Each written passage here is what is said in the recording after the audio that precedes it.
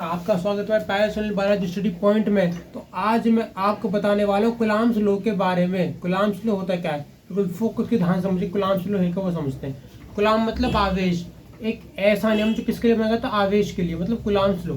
Coulomb's law क्या कहता है, कुलाम्स लॉ के अकॉर्डिंग मुझे दो चार्ज दे रखे हैं, अपोजिट चार्ज भी और सेम चार्ज भी। तो एक चार्ज प्लस क्यू, एक चार्ज माइनस क्यू, यानी कि दो चार्ज रखे हैं, एक चार्ज प्लस क्यू, एक चार्ज माइनस क्यू, मतलब कि एक चार्ज नेगेटिव है या पॉजिटिव है। अगर नेगेटिव और पॉजिटिव चार्ज रखे हुए हैं तो दूरी भी उनको होगी उनके बीच की।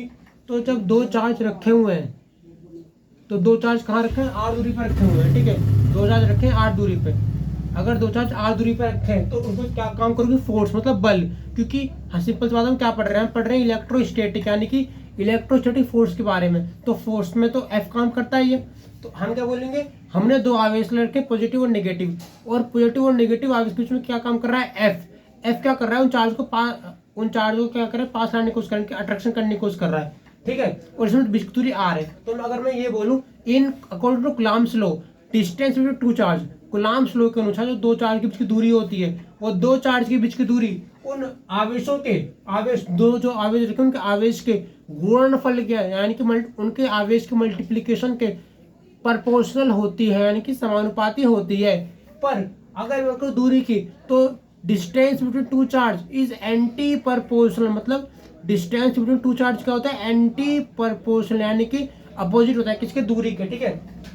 मतलब समझते क्या होता है, F is proportional to Q1 और Q2, या क्यू, क्योंकि दो चार्ज दे रखे हैं। अब मैं बता रहा हूँ इसमें मतलब है क्या, कि अगर एफ बढ़ रहा है तो क्यू भी बढ़ रहा है, एफ घट रहा है तो क्यू बढ़ रहा है, एफ और क्यू साथ चल रहा है, यानी कि जो फोर्स और चार्ज है वो एक साथ काम कर रहा है। यानी कि क्या हो रहा है कि फोर्स और चार्ज क्या कर रहा है, एक साथ काम कर रहा है। इसलिए हम इससे क्या बोल रहे हैं, प्रोपोर्शनल। इसलिए हम इससे क्या बोल रहे हैं, प्रोपोर्शनल, ठीक है। मैं फोकस कीजिए, तो मैंने क्या बोला, F equal to F proportional Q1 into Q2, और मैंने क्या कहा, एफ एंटी प्रोपोर्शनल, यानी कि एफ जो है वो आर के अपोजिट है। कैसे अपोजिट है, अगर मैं एफ बढ़ाऊंगा तो मेरा आर घट जाएगा, और अगर मैं एफ घटाऊंगा तो मेरा आर बढ़ जाएगा। कैसे, अगर फोर्स बढ़ाओगे तो फोर्स बढ़ाने पर क्या होगा, फोर्स बढ़ाने पर दूरी बढ़ जाएगी, और फोर्स घटाने पर दूरी, मतलब फोर्स बढ़ाने पर दूरी घट जाएगी, ठीक है। क्योंकि फोर्स बढ़ाओगे तो अट्रैक्शन बढ़ेगा, जिससे मोलिक्यूल पास आएंगे, तो अट्रैक्शन के कारण आर की वैल्यू कम हो जाएगी। अगर फोर्स कम करोगे तो मोलिक्यूल दूर जाएंगे तो आर घट जाएगा, ठीक है। और तो ये क्या बन जाएगा, एफ, यहाँ किसका चिन्ह है, प्रोपोर्शनल का चिन्ह है, तो F proportional Q1 Q2 upon R square. अगर मेरा ये प्रोपोर्शनल है, अगर ये चिन्ह प्रोपोर्शनल है, तो मैं इस प्रोपोर्शनल के चिन्ह को किस में चेंज करूँ, तो के में। क्योंकि अगर मैं बोलूंगा तो मुझे क्वेश्चन सॉल्व करने के लिए वो चाहिए, वैल्यू चाहिए के जो भी, ठीक है। तो मैं उस वैल्यू को फाइंड करने के लिए मैं क्या करूँ, मैं इस अल्फा को क्या तो के में चेंज कर दूँ। तो के क्या सोचेगा, प्रोपोर्शनल को, कैसे सोचेगा प्रोपोर्शनल को।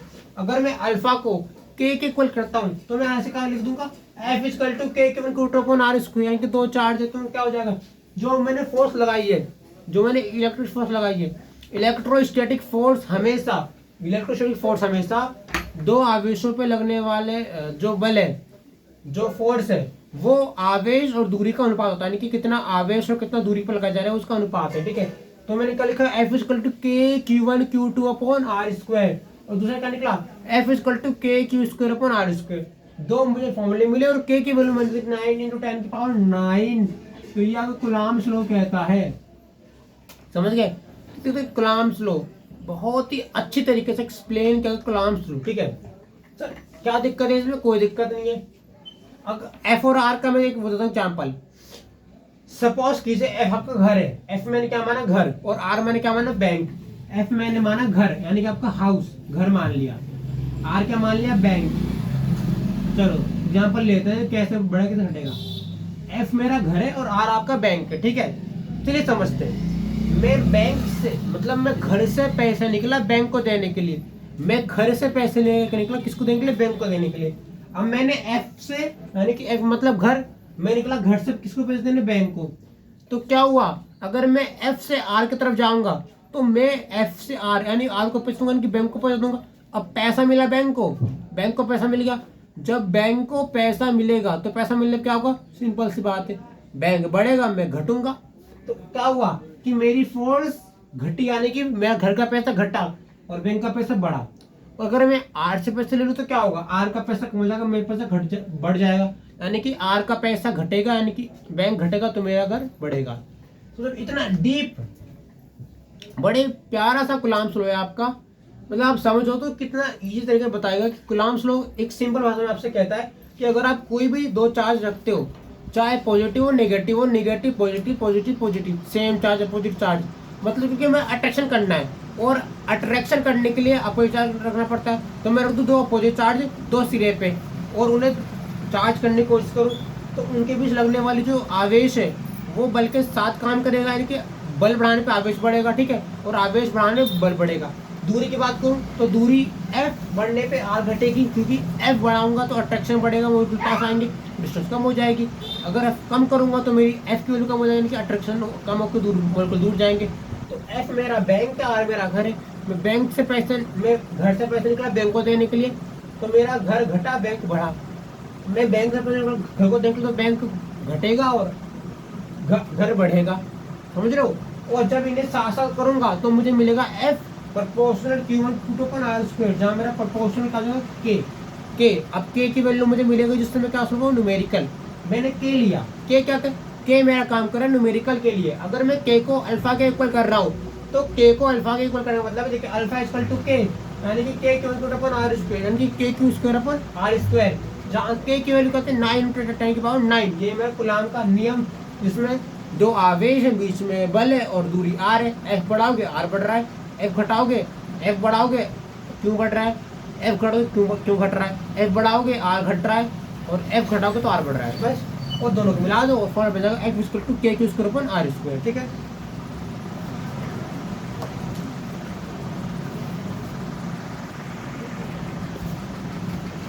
हम बात करेंगे कंजर्वेशन चार्ज के बारे में, कि क्या चार्ज को कंजर्वेशन कर सकते हैं कि नहीं। एक ध्यान से समझिए, मैं आपको बताऊंगा टॉपिक को एक्सप्लेन करने वाला हूँ पूरे तरीके से। देखिए, कंजर्वेशन ऑफ चार्ज का मतलब होता है क्या है। कंजर्वेशन ऑफ चार्ज का मतलब है चार्ज को बचाना। हम बचाते किसे हैं, जिसका हमें यूज करना है, तो हमें चार्ज का यूज करना है, तो हम चार्ज को बचाने की कोशिश करें, कैसे बचाए वो समझते हैं। कंजर्वेशन ऑफ चार्ज का नियम में क्या होता है वो समझते हैं पहले। According to this law, charge value is complete number. Conservation of charge के लॉ के अनुसार जो हमारे चार्ज की वैल्यू होती है वो कंप्लीट नंबर होते हैं। कंप्लीट नंबर कैसे, चाहे वो 2 हो, 5 हो, 10 हो, 15 हो, 20 हो, तो कंप्लीट नंबर होगी। तो कूलॉम्स लॉ के कंजर्वेशन ऑफ चार्ज के लॉ के अनुसार जो चार्ज की वैल्यू होती है वो चार्ज की वैल्यू क्या होती है, कंप्लीट नंबर होते हैं। कंप्लीट नंबर कैसे, 2, 5, 10, 15, 20, और एक किस्म तो कूलॉम में होती है। अगर एक बात करूं तो चार्ज इज टाइप, चार्ज का टाइप क्या नहीं है, 2/3 कूलॉम, 5/2 कूलॉम, 3/2 कूलॉम, 9/2 कूलॉम। अगर कोई भी चार्ज आपको दिखाई दे रहा है कौन में 9/2, 2/5, 10/2, 15/2, 3/2, तो वो चार्ज क्या नहीं है, वो चार्ज कंजर्वेशन चार्ज को फॉलो नहीं करता। तो हम क्या बोलेंगे, जो चार्ज 2/3 है, 3/2 है, 5/2 है, 9/2 है, कोई भी 7/2 है, वो क्या हो रहा है, वो अपॉन वाला चार्ज कभी कंजर्वेशन चार्ज को फॉलो नहीं करता, ठीक है। तीसरा आता है, ये जो वैल्यू होते हैं वो क्या होती है, पॉइंट पर होती है। पॉइंट पर कैसे, तो या तुम ये बोल दो कि 3.5 तो चार्ज की आधी वैल्यू है, और चार्ज की आधी वैल्यू पॉइंट में होती है, तो चार्ज की आधी वैल्यू कंजर्वेशन चार्ज में आती नहीं है। तो अगर चार्ज की आधी वैल्यू कंजर्वेशन चार्ज का पार्ट है तो 2/5 Coulomb, 3/5 Coulomb, 1/5 Coulomb, 0.5 Coulomb charge कैसे होता है वो टाइप, ठीक है। अगर हमें कोई इस टाइप का चार्ज देखने को मिलता है जिस चार्ज में कोई वैल्यू अपॉन में आ रही है, कोई वैल्यू पॉइंट आ रही है, तो मैं समझ क्वार्ट्ज। क्वार्ट्ज आपके इस टाइप के पार्टिकल चार्ज होते हैं जो कि कैसे होते हैं, हाफ होते हैं, यानी कि नेचर में कैसे होते हैं, सेमी कंजर्वेटिव। सेमी कंजर्वेटिव मतलब क्या होता है, क्वार्ट्ज कैसे नेचर का है, क्वार्ट्ज आपका सेमी कंजर्वेटिव है। सेमी कंजर्वेटिव मतलब क्या हो रहा है, तो सेमी कंजर्वेटिव मतलब क्या हो रहा है, सेमी कंजर्वेटिव का मतलब है कि जो चार्ज आपके पॉइंट में है, अपॉन में है, इसका मतलब क्यों, आधा कंजर्व हो रहा है और आधा कंजर्व नहीं हो पा रहा है, ठीक है। तो कंजर्वेशन मास को फॉलो नहीं कर पा रहा है, ये बीच की स्टेज का पार्ट है। तो कंजर्वेशन ऑफ मास समझ में आ गया। कंजर्वेशन ऑफ मास में फर्स्ट पार्ट है कि इस लॉ के अनुसार चार्ज वैल्यू क्या होती है, कंप्लीट नंबर 2, 3, 5, 10, 12, 20, 25, ठीक है, एक कंप्लीट नंबर। चार्ज की वैल्यू कभी क्या हो सकती है, अपॉन में 2/5 कभी चार्ज फ्लो नहीं करता, 3/2 कभी नहीं करता, 5/2 कभी नहीं करता, 9/2 कभी नहीं करता, यानी कि चार्ज कभी इधर में वेरी करते ही नहीं है। तीसरा, चार्ज की वैल्यू अगर पॉइंट में आ रही है मतलब कि वो आधा चार्ज है, तो कौन सा चार्ज है, सेमी कंजर्वेटिव। कौन होता है सेमी कंजर्वेटिव, मतलब कि क्वार्ट्ज, और क्वार्ट्ज होता है सेमी कंजर्वेटिव। ठीक है, तो आज की वीडियो में बस इतना ही, बाकी मिलते हैं नेक्स्ट वीडियो में, क्योंकि इसके बाद मैं आपको वही ये चार्ज कैसे उत्पन्न करते हैं आपको पता है तरीके, घर्षण उत्पन्न करके या चीज़ों को रगड़ दो, कुछ भी कर दो तो चार्ज को ऐसे उत्पन्न कर सकते हैं। मैं आपको विद्युत क्षेत्र पढ़ाऊंगा कल क्या होता है, उसके सूत्र बताऊंगा। मिलते हैं कल की वीडियो में। Okay bye.